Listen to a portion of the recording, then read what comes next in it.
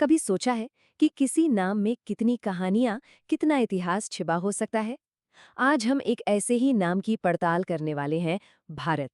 इस नाम के पीछे की बहुत ही विशाल और दिलचस्प कहानी को आज हम साथ मिलकर जानेंगे। तो चलिए सीधे मुद्दे पर आते हैं। ये एक ऐसी पहेली है जो बहुत लोगों को कंफ्यूज करती है। आखिर ऐसा क्यों है कि दुनिया के सबसे बड़े लोकतंत्र के दो दो ऑफिशियल नाम हैं, इंडिया और भारत? यही सवाल हमारे आज के इस पूरे विश्लेषण का सेंटर पॉइंट है। और देखिए, ये कोई सिर्फ कहने की बात नहीं है। अगर हम अपने पासपोर्ट जैसे ऑफिशियल डॉक्यूमेंट्स को उठाकर देखें, तो ये बात एकदम साफ हो जाती है। एक तरफ अंग्रेजी में लिखा होता है रिपब्लिक ऑफ इंडिया, और ठीक दूसरी तरफ हिंदी में भारत गणराज्य। ये दिखाता है कि दोनों नाम हमारी ज़मीनी हकीकत का हिस्सा हैं, हमारी ऑफिशियल पहचान है। तो इस गुत्थी को सुलझाने के लिए हमें सबसे पहले इस शब्द की जड़ों तक जाना होगा। मतलब आखिर ये भारत शब्द आया कहाँ से? इसका मतलब क्या है? देखिए, भारत शब्द की दो बहुत गहरी व्याख्याएं हैं। एक तो संस्कृत धातु भ्री से, जिसका मतलब होता है भरण पोषण करने वाला या जो धारण करता है। लेकिन एक और, शायद ज्यादा पॉपुलर व्याख्या इसे दो शब्दों से जोड़ती है। भा यानी प्रकाश या ज्ञान, और रथ यानी जिसमें कोई डूबा हुआ हो या समर्पित हो। तो इस तरह से भारत का मतलब हुआ ज्ञान के प्रकाश में समर्पित भूमि। कितना सुंदर विचार है ना? तो ये तो हुई शब्द के मतलब की बात। अब शब्द के अर्थ से थोड़ा आगे बढ़ते हैं और उन कहानियों की तरफ चलते हैं जिनसे ये नाम जुड़ा हुआ है। असल में इस नाम की उत्पत्ति को लेकर तीन बड़ी और अलग-अलग कहानियां हैं। जो सबसे प्रसिद्ध कहानी है वो तो महाभारत से आती है।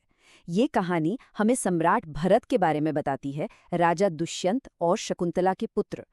उन्हें एक चक्रवर्ती सम्राट, मतलब एक सार्वभौम शासक कहा जाता था। और मान्यता ये है कि उन्होंने ही पहली बार इस विशाल भूभाग को एक शासन के नीचे लाकर जोड़ा था, और उन्हीं के सम्मान में इस भूमि का नाम भारत पड़ गया। लेकिन रुकिए, एक और बहुत महत्वपूर्ण कहानी है जो जैन परंपरा से आती है। इसके मुताबिक ये नाम पहले तीर्थंकर भगवान ऋषभ देव के सबसे बड़े बेटे भरत चक्रवर्ती के नाम पर रखा गया था। तो ये कहानी हमें एक बिल्कुल अलग आध्यात्मिक और ऐतिहासिक नजरिए की ओर ले जाती है। और फिर एक तीसरा एंगल भी है जो हमें सीधे प्राचीन ऋग्वेद में ले जाता है। इसमें भारत नाम की एक बहुत शक्तिशाली वैदिक जनजाति का जिक्र मिलता है। कहते हैं कि दशराग्न युद्ध यानी 10 राजाओं की लड़ाई में उनकी जीत ने उनका दबदबा कायम किया, और धीरे धीरे ये पूरा इलाका भारत यानी भरतों की भूमि के तौर पर जाना जाने लगा।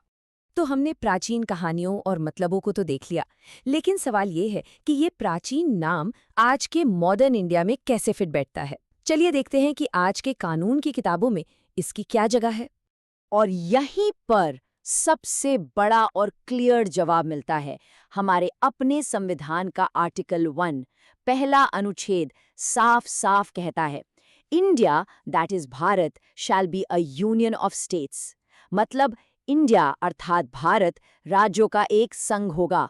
इस एक लाइन ने हमेशा के लिए दोनों नामों को देश की ऑफिशियल पहचान के तौर पर स्थापित कर दिया। तो फिर असल जिंदगी में इनका इस्तेमाल कैसे होता है? ये टेबल इसे समझना काफी आसान बना देती है। आमतौर पर इंटरनेशनल प्लेटफॉर्म्स पर डिप्लोमेसी में और अंग्रेजी भाषा में इंडिया शब्द का इस्तेमाल होता है, जबकि हिंदी और लगभग सभी दूसरी भारतीय भाषाओं में भारत ही वो नाम है जो सबसे ज्यादा इस्तेमाल होता है।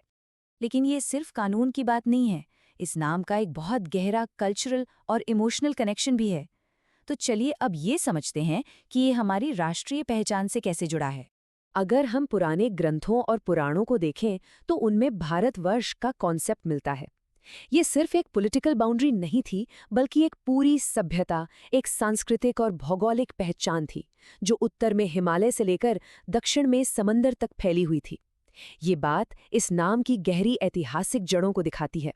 और इसीलिए आज भी बहुत से लोगों के लिए भारत शब्द का इस्तेमाल करना सिर्फ एक नाम लेना नहीं है, बल्कि यह स्वदेशी गौरव का, प्राइड का प्रतीक है।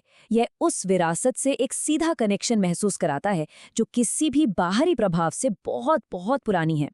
तो भारत की ये कहानी हमें दिखाती है कि एक नाम सिर्फ एक लेबल नहीं होता।